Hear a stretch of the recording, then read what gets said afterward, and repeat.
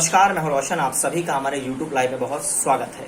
आज बात उत्तर प्रदेश में राजनीतिक हालात पर होगी। वर्तमान में राजनीतिक उत्तर प्रदेश का जो पारा है वो गर्म होता जा रहा है, क्योंकि दिल्ली NCR में मौसम तो ठीक हो गया, लेकिन राजधानी मौसम का मिजाज कुछ बदला सा नजर आ रहा है। बारिश टिपटिपा के हो रही है, लेकिन गर्मी दिल्ली में बढ़ गई है। और दिल्ली हाईकमान का जो निर्देश होता है वो कभी वापस नहीं होता, ऐसा कहा जाता है, और ये सही भी है।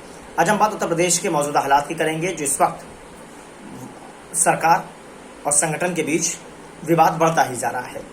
एक शर्मा जी हैं जिनकी चर्चा काफी दिनों से हो रही है, और यूपी के मंत्रिमंडल में फेरबदल की भी चर्चाएं तेजी से हैं। योगी आदित्यनाथ दिल्ली पहुंचते हैं। पहली मुलाकात बीजेपी के गृह मंत्री और कद्दावर नेता अमित भाई शाह से करते हैं। ये तकरीबन 1 घंटे की लंबी मुलाकात के बाद योगी आदित्यनाथ फिर यूपी सदन चले जाते हैं। दूसरे दिन प्रधानमंत्री नरेंद्र मोदी और उसके बाद पार्टी के अध्यक्ष अमित शाह से मुलाकात करते हैं। थोड़ा सा हम आपको बताएंगे विस्तार से। आपने अभी देखा होगा, जब योगी आदित्यनाथ अमित शाह से मुलाकात करने के बाद वो बाहर निकलते हैं, सदन पहुंचते ही नहीं, अपने यूपी भवन पहुंचते नहीं, तो सीधा पीछे जो इनके सहयोगी दल हैं, अपना दल है इसकी अनुप्रिया पटेल, वो अमित शाह के पास पहुंच जाती हैं। 1.5 घंटे की लंबी मुलाकात चलती है और कहा जाता है कि योगी आदित्यनाथ हमारी बात नहीं सुनते हैं। उत्तर प्रदेश सरकार हमारे काम को आगे नहीं बढ़ा पा रही है। जब हमारा गठबंधन हुआ, जो हमारे वादे थे उस वादों पर खड़ी नहीं उतरी।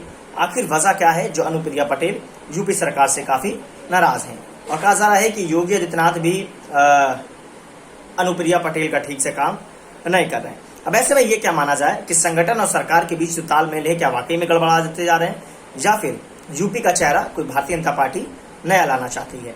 लेकिन हम आपको बता दें कि उत्तर प्रदेश में मुख्यमंत्री योगी आदित्यनाथ हिंदू का सबसे बड़ा चेहरा है, और भारतीय जनता पार्टी इसी से मानी जाती है, क्योंकि जातिवाद की पॉलिटिक्स सबसे ज्यादा अगर बात करें तो भारतीय जनता पार्टी करती है।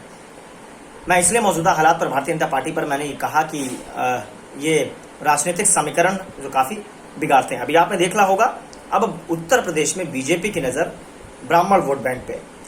जितिन प्रसाद भारतीय जनता पार्टी में शामिल हो गए।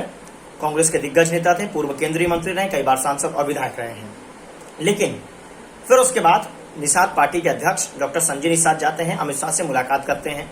उनका कहना होता है जो हमारे 9 विधायक हैं योगी सरकार में, कुछ लोगों को मंत्री बना दीजिए ताकि वो भी खुश हो जाए, क्योंकि जैसे ही चुनाव नजदीक आया नहीं, अब बीजेपी के जो अपने सहयोगी दल हैं वो अब रूठते जा रहे हैं। अब बीजेपी की खलबली और ज्यादा मस्ती जा रही है। ऐसा कहा जा रहा है संघ बीजेपी से नाराज है, बीजेपी संघ से नाराज है। आखिर जो बीजेपी में जो खिचड़ी पक रही है यह है क्या? ऐसा नहीं कि खिचड़ी पक जाए और जल जाए, किसी को खाने पर ना मिले, तो ऐसा तो कभी संघ और बीजेपी में हुआ ही नहीं है। खिचड़ी पकती है तो वो सब में बटती है। बड़ा थोड़ा थोड़ा बटे, जैसे हम कहते हैं ना कि बड़ा छोटे विभाग मिले, लेकिन सबको मिलकर बीजेपी साथ चलाती है। इसलिए इन्होंने नारा भी दिया था, सबका साथ सबका विकास। उत्तर प्रदेश में योगी आदित्यनाथ अब विधानसभा चुनाव की जिम्मेदारी को लेकर दिल्ली पहुंच गए थे। जेपी नड्डा से मुलाकात में बताया जा रहा है कि जो मुलाकात प्रधानमंत्री मोदी से 6 महीने बाद हुई है, उस मुलाकात में प्रधानमंत्री काफी नाराज थे। यही वजह रही है कि सीएम योगी आदित्यनाथ को जन्मदिन की बधाई तक के नहीं दी। अमित शाह, जेपी नड्डा, प्रधानमंत्री मोदी, ये तीनों नेताओं से उन्होंने दिल्ली में मुलाकात की है।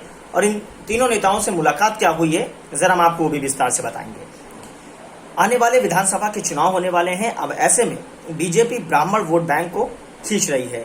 तमाम कांग्रेस के नेता हैं अभी, और जो भारतीय जनता पार्टी में शामिल होने वाले हैं। कई ऐसे समाजवादी पार्टी के नेता हैं जो भारतीय जनता पार्टी में शामिल होंगे। कई ऐसे आम आदमी पार्टी के जो दिल्ली के नेता हैं वो दिल्ली में ज्वाइनिंग करेंगे। लेकिन इस बीच जो सरगर्मियां हैं वो लगातार बढ़ती जा रही हैं। मंत्रिमंडल में विस्तार को लेकर के काफी चर्चाएं तेज हैं कि अगली फाइनल रिपोर्ट हो चुकी है, क्योंकि आपने इससे पहले आपने देखा होगा, राधा मोहन सिंह आते हैं, लालजी टंडन के आवाज जाते हैं, वो आशुतोष टंडन से मुलाकात करते हैं। फिर एकाएक मंत्री वहां पर पहुंचना शुरू हो जाते हैं, और खुद बीजेपी के जो प्रदेश अध्यक्ष स्वतंत्र देव सिंह वो भी जाते हैं, सुनील बंसल जाते हैं। उसके बाद वो सीधा उनका कार्यक्रम बनता है कि राज्यपाल से मुलाकात करना है। राज्यपाल से मुलाकात करने के बाद बाहर आते हैं और कहते हैं कि हमारी इनसे पुरानी दोस्ती है, क्योंकि मैं संगठन का प्रभारी हूं और हमारी जिम्मेदारी है कि उत्तर प्रदेश के राज्यपाल से मिलना है, ऐसा उन्होंने कहा। ठीक है, तो ये इससे पहले क्यों नहीं मिल पाए? क्या यही वजह रही जब चुनाव नजदीक आया तो राज्यपाल से मुलाकात करी जाए? फिर स्पीकर से मुलाकात की जाए। थोड़ा सा आप समझिएगा दोस्तों, क्योंकि आप अगर राज्यपाल से मुलाकात करते हैं तो कहा जाता है कि मंत्रियों की लिस्ट एक बंद लिफाफे में सौंपी गई है। अब वो लिफाफा है क्या, उसमें किन मंत्रियों का नाम था, क्या फिर वो स्पीकर के पास पहुंचती है, क्या स्पीकर के बाद वो योगी आदित्यनाथ के पास लिस्ट पहुंचती है, फिर योगी आदित्यनाथ को दिल्ली बुला लिया जाता है, वहां पर बड़ी लंबी बैठक का दौर चलता है, लेकिन उस बैठक में कोई निष्कर्ष अभी तक नहीं निकल पाया। लेकिन अब ये कहा जा रहा है कि जो भारतीय जनता पार्टी के अपने सहयोगी दल जो रूठ चुके हैं, ओम प्रकाश राजभर से बीजेपी संपर्क में है, और ओम प्रकाश राजभर का कहना है ये भारतीय जनता पार्टी का उन्होंने जो नया नाम दिया है भारतीय झूठा पार्टी, ये खुद ओम प्रकाश राजभर कह रहे हैं। और ओम प्रकाश राजभर ने कहा मिल करके 22 में चुनाव लड़ेंगे अकेले दम पर। अच्छा, मिलेंगे किसके साथ उन्होंने इसका तो जिक्र नहीं किया, लेकिन हाँ उन्होंने ये कहा है कि बीजेपी के साथ हम नहीं जाएंगे। बीजेपी अपने दावों पर खरी नहीं उतरती, बीजेपी अपने वादों पर खरी नहीं उतरती। बीजेपी ने उत्तर प्रदेश को लुटेरा परेश बना दिया, इसीलिए हम कहते हैं भारतीय झूठा पार्टी। ये कहना है ओम प्रकाश राजभर का। चलिए अब आते हैं अनुप्रिया पटेल पर। अनुप्रिया पटेल से ये दावा किया गया था कि आपको केंद्र में मंत्री बनाएंगे। एक बार तो बना दिया गया, लेकिन दोबारा जब सरकार आई तो ठोकर मार दिया। और ये वजह है कि यूपी में अब उनके ही जिले में काम बेहतर नहीं किया जा रहा है, उनकी सुनी नहीं जा रही है। अभी हाल ही में सीएम योगी आदित्यनाथ वहां पहुंचे हुए थे उनके गृह जनपद, और उन्होंने उनसे मुलाकात तक करने का समय नहीं दिया। फिर अचानक अनुप्रिया पटेल आती हैं, उनको ज्ञापन सौंपती हैं, कहते कि मुख्यमंत्री जी या आप करवा दीजिएगा। अब वो क्या था मुझे नहीं पता, लेकिन हाँ ये जरूर है वहीं कहीं ना कहीं नाराजगी रही होगी जो आज अनुप्रिया पटेल दिल्ली पहुंच गई। और कहा जाता है दिल्ली आलाकमान जो फैसला लेता है वो कभी वापस नहीं होता, वापस जब ही होता है जब किसी की कुर्सी खाली होती है। विधानसभा का चुनाव बड़ा नजदीक आता जा रहा है, लेकिन इस बीच जो बीजेपी की जो खिचड़ी पक रही है, सभी नेता दिख रहे हैं लेकिन केशव मौर्य नहीं दिख रहे होंगे, आपने गौर भी किया होगा। नहीं, ऐसे सबसे पहली प्रक्रिया अगर विपक्ष का कोई नेता अगर वर्तमान सरकार पर अगर हालात पर कुछ बोल देता है, टिप्पणियां कर देता है, तो केशव मौर्य भड़क जाते हैं और तुरंत उसका पलटवार कर उसका जवाब देते हैं। लेकिन केशव मौर्य इस वक्त दिखाई नहीं दे रहे हैं, खाली कार्यक्रम कर रहे हैं, कार्यक्रम को संबोधित तो कर नहीं रहे हैं, अब वर्चुअल मीटिंग कर रहे हैं। आखिर वजह क्या है? क्या केशव मौर्य को संगठन वापस नहीं जाना है? क्या केशव मौर्य को जबरदस्ती डिप्टी सीएम पद से हटाया जा रहा है? या फिर हम यूं कह लें कि प्रधानमंत्री मोदी केशव मौर्य से खुश नहीं है? या फिर AK शर्मा को बनाने के लिए भारतीय जनता पार्टी कुछ भी कर सकती है, क्योंकि वो प्रधानमंत्री के सिपाहीसालार है। और जिस दिन से AK शर्मा यूपी में आए हैं उस दिन से ही यूपी की सियासत कुछ बदली सी नजर आ रही है, क्योंकि उनको जो जिम्मेदारी दी जानी थी उनको वो मिली नहीं। ऐसी चर्चा थी कि डिप्टी सीएम बनाया जा रहा है, सीएम योगी आदित्यनाथ को हटाया जा सकता है, तमाम सारी चर्चाएं चली, लेकिन आखिरी में ये हुआ कि उनको MLC बना के छोड़ दिया गया। अब MLC तो बना दिया, लेकिन इस कोरोना काल में उन्होंने जो पश्चिम उत्तर प्रदेश में काम करके दिखाया, शायद वर्तमान सरकार ने वो नहीं किया है। और उन्होंने अपने ट्वीट में लगातार इस बात का जिक्र भी किया है कि हम अपने खुद के पैसे से लोगों को ऑक्सीजन सिलेंडर मुहैया करा रहे हैं, लोगों को भर्ती करा रहे हैं, दवाई मुहैया करा रहे हैं, राशन पहुंचा रहे हैं। जो काम वर्तमान सरकार को करना चाहिए वो वर्तमान सरकार का MLA और माफ करेगा MLC कर रहा है अपनी खुद की जेब से। वो खुद कह रहे हैं सरकार ने जो कहा था उत्तर प्रदेश में हम आएंगे, गुंडाराज खत्म होगा, भ्रष्टाचार मुक्त होगा, उत्तर प्रदेश में बहन बेटियां सुरक्षित होंगी, उत्तर प्रदेश में लॉ एंड ऑर्डर जबरदस्त होगा। आप तो देख ही रहे हैं राजधानी लखनऊ में 24 घंटे के अंदर हत्याएं हो जाती हैं, खुलासा नहीं हो पाता है। मुख्यमंत्री के गढ़ गोरखपुर में लगातार कई हत्याएं हुई, तो उसका खुलासा हुआ क्या? किसी टीवी चैनल ने खबर चलाई क्या? नहीं चलाई।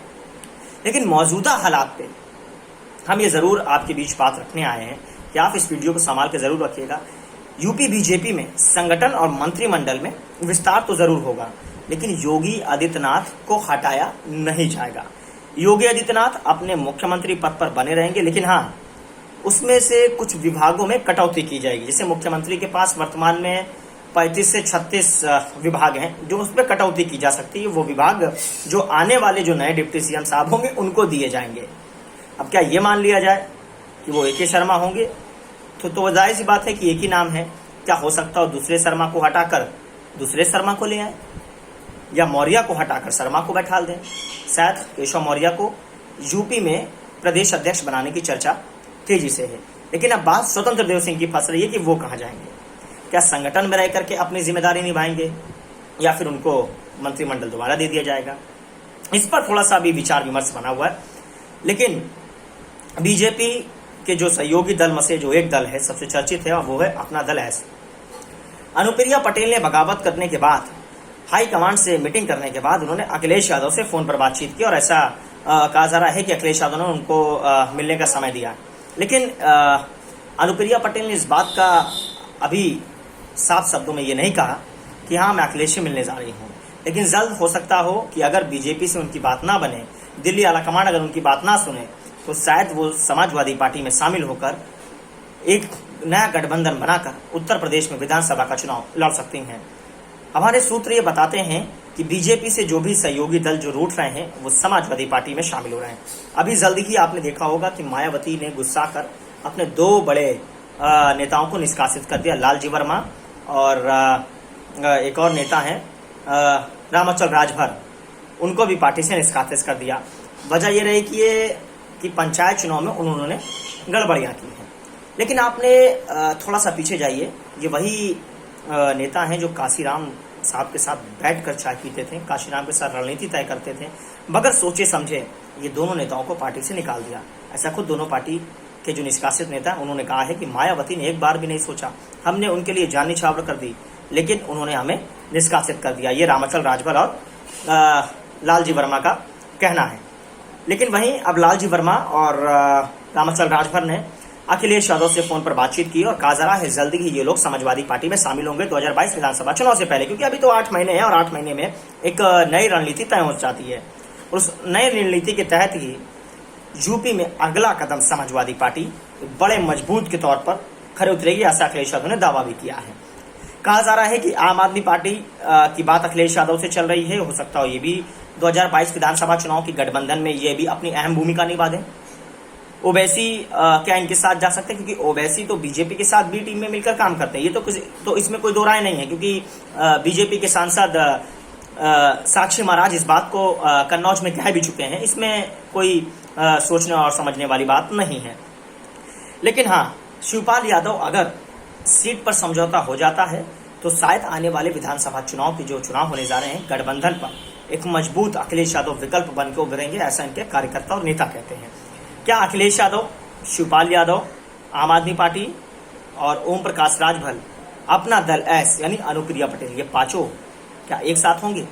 जी अभी मुझे लगता है कि कहना थोड़ा सा जल्दबाजी होगी, क्योंकि मौजूदा हालात जो हमें दिख रहे हैं भारतीय जनता पार्टी में वो यही बयां कर रहे हैं कि अगर अनुप्रिया पटेल से अगर बीजेपी के तालमेल ठीक नहीं रहे तो वो अखिलेश यादव की समाजवादी पार्टी ज्वाइन कर सकती हैं अखिलेश यादव की मौजूदगी में।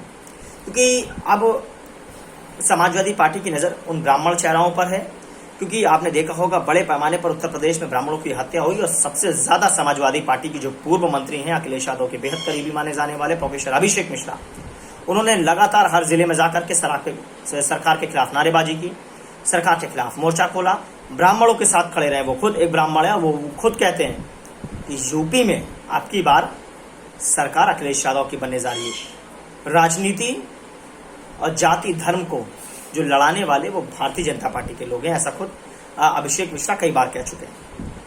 लेकिन आखिर यूपी में होने वाला क्या है? बीजेपी क्या एक नई स्ट्रैटेजी बना रही है? क्या एक नया मास्टर स्ट्रोक तैयार कर रही है जिसमें ब्राह्मण नेताओं को पहले तोड़ा जाए? अभी थोड़ा सा हमें इंतजार करना होगा कि 8 महीने का वक्त है। 2022 विधानसभा का चुनाव भी बेहद दिलचस्प होने वाला है। अब देखने वाली बात यह होगी कि इस बीच भारतीय जनता पार्टी कौन सा नया बदलाव करती है। आज के इस वीडियो में इतना ही। मुझे दीजिए इजाजत। नमस्कार।